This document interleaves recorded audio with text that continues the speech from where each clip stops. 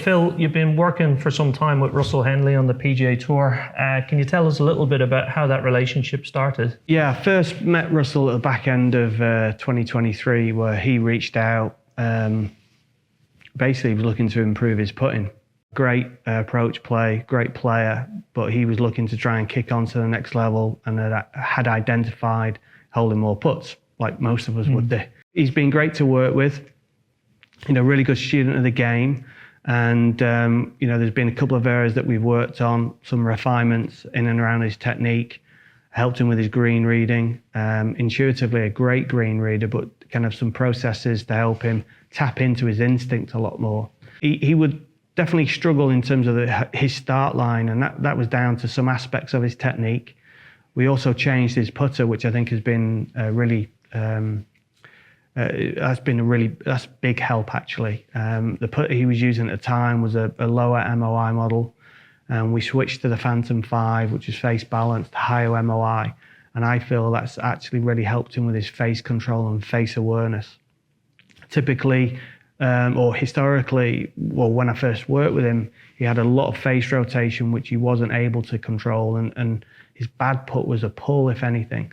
And alongside some technical changes, that putter has helped him in terms of not just the stability of that rotation, but the accuracy. Like I say, his face awareness, face rotation has improved a lot.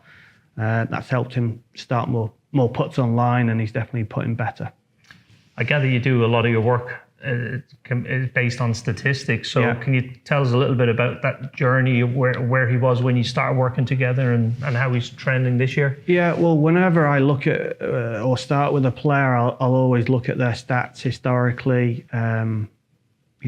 Strokes gained is a really informative stat, and I'll look at the different areas in which they're performing. So inside 10 feet, 10 to 20 feet, outside of 20 feet.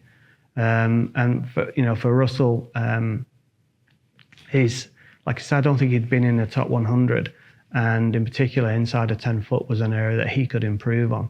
So that's really been the main focus, and it's really important to hit your start lines in that area. So start line was something that he was very aware of also. So last year, I think it was his best year statistically. He was in the top 40. Strokes gained putting, and then this year, he's been putting well.